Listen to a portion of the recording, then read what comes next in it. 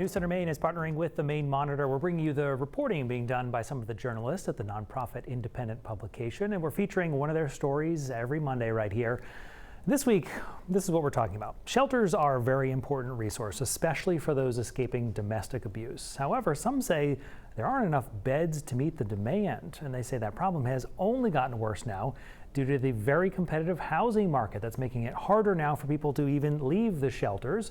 Joining us is Yasmin Khan, a Fitzgerald Public Policy Reporting Fellow at the Maine-Monitor. Good to see you once again. Thanks for coming in. Yeah, thanks for having me here. So let's start with your research. What did you find was the average length of stay at a shelter here in Maine for someone who's going to that as a resource to escape domestic violence? Yeah, so stays have gone up a lot in recent years. Advocates I spoke to for this story said that they used to see stays anywhere between a few weeks to a few months, but now it's common to see stays anywhere between 6 months to over a year. So a big jump. I didn't even realize it would be a few months initially. Do I think it's gone up 6 months to a year?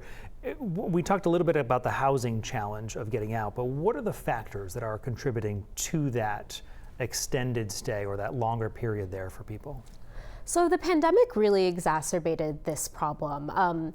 The need for the services provided by domestic violence resource centers grew during the pandemic, and that need never contracted back to pre-pandemic levels. It continues to increase each year, and that growing need collides with Maine's tightening housing market.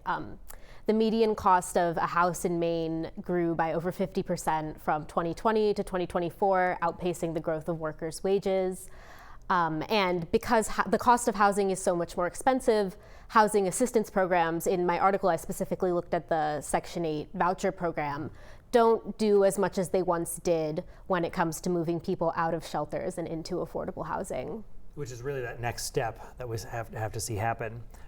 So I imagine it is a domino situation. If people are staying in the shelters longer because the housing market is tight and they can't get into the house, there are only so many beds, which means the people who need to get into those shelters are also struggling. What did you find kind of in that pipeline process?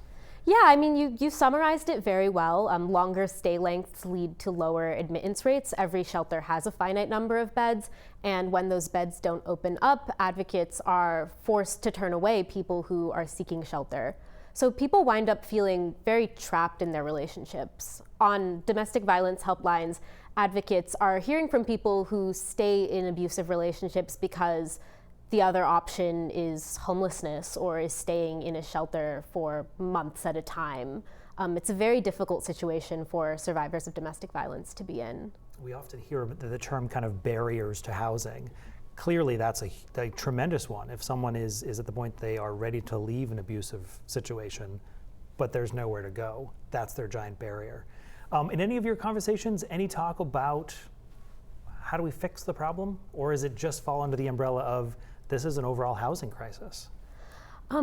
Yeah, unfortunately there is no sort of clear-cut single solution. I do think solutions to Maine's housing crisis will trickle down and help people who are staying in shelters and help victims of domestic violence. Again, with that connection of how it's all connected on housing and just how big of an issue it is. Thanks for looking into this, because again, it impacts so many families right here in our state. Great to see you again. Yeah, it's great to be here. Thank you so much. You can see all of this full reporting, of course, right now online at the-maine-monitor.org.